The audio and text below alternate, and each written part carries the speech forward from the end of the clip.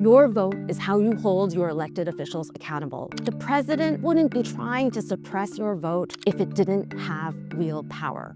My name is Sophia Lakin, and I'm the director of the ACLU's Voting Rights Project. It's an election year, and we know that you have a lot of questions. So we're going to dive in to tell you a little bit about what's at stake. So these questions get back to basics and things that you definitely need to know in order to understand what's going on at the Supreme Court these days.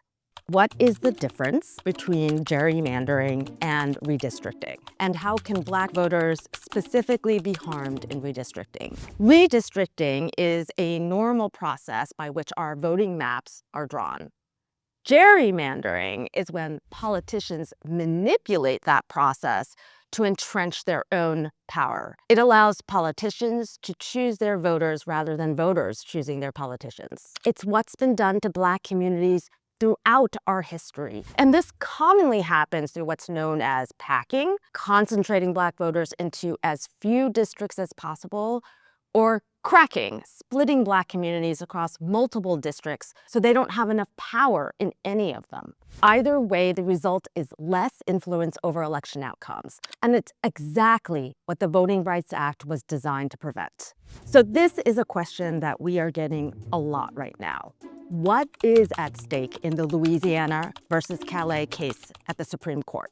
This case isn't just about one map in Louisiana. The outcome could shape the future of redistricting cases nationwide and the resiliency of our democratic values. So for a little background, after the 2020 census, the state drew a map that packed Black voters into one district and cracked them throughout the rest. We challenged that map, and 7 federal judges agreed it likely violated Section 2 of the Voting Rights Act. When the state drew a new map with 2 to fix that violation, that fix is what's now being challenged at the Supreme Court. If the court limits the protections that prevent politicians from manipulating voting maps, it could open the door to silencing entire communities, leading to them losing their ability to secure better schools, safer infrastructure, healthcare access, environmental protections, economic opportunity, and more. But the fight won't end. We'll continue to fight in the courts with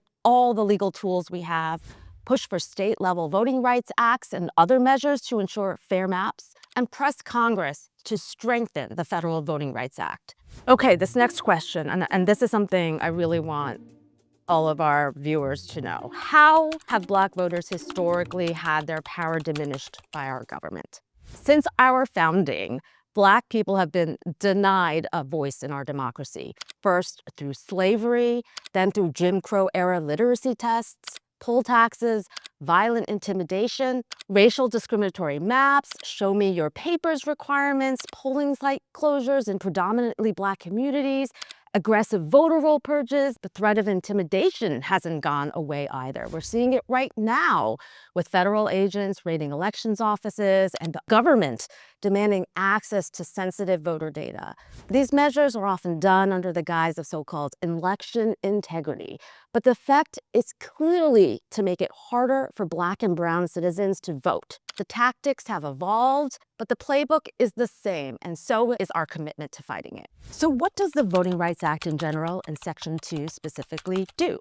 The Voting Rights Act is the crown jewel of the civil rights movement, perhaps the most important civil rights law ever enacted. Section 2 is one of the most important tools we have to fight racial discrimination in voting. Even as the court has chipped away at other voting rights protections over the years, it has continually reaffirmed that the Voting Rights Act's core protections against discriminatory districting are here to stay. If the court abandons that promise now, it will shake the public's faith in the court's commitment to some of the most fundamental guarantees of our democracy.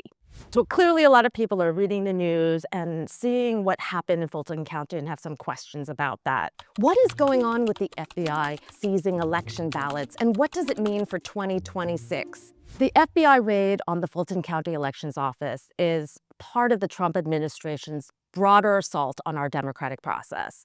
What we are seeing are unprecedented efforts to sow distrust and chaos into our elections.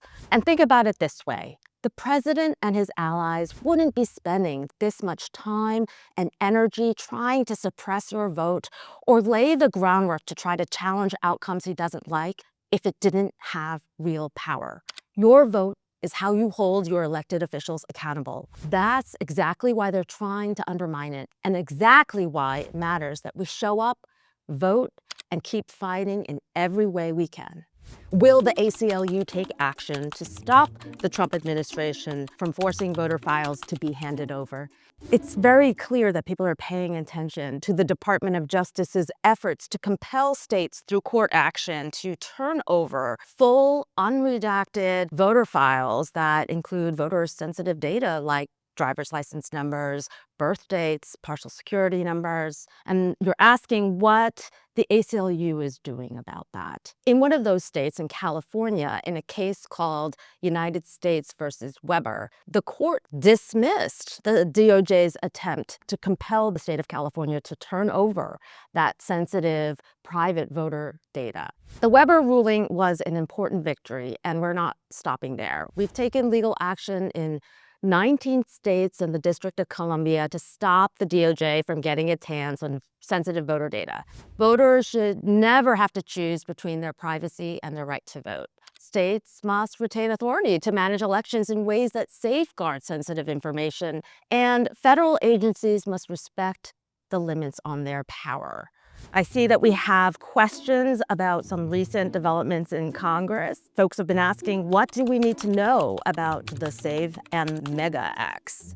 Measures like the SAVE Act and its more extreme versions, the Make Elections Great Again MEGA Acts, are part of the same strategic effort to suppress voter turnout ahead of the 2026 election. These bills would require proof of citizenship documents that more than 21 million Americans don't have easy access to. Half of American citizens don't even have a passport. These bills aren't about election integrity. They're about making it harder for eligible voters to participate.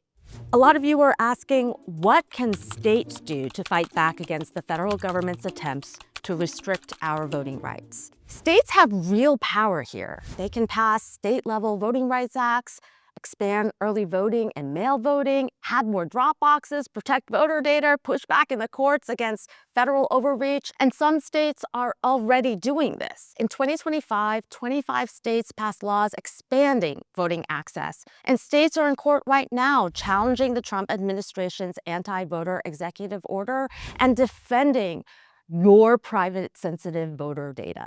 So even as we see attacks on voting rights, there are states stepping up to protect them. The ACLU will remain steadfast in defending our elections at every turn.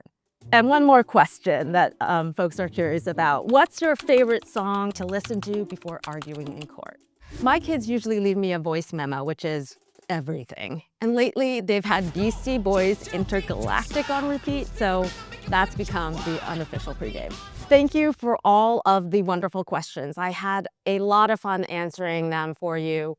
If you have any other questions, drop them in the comments below, and remember to like and subscribe.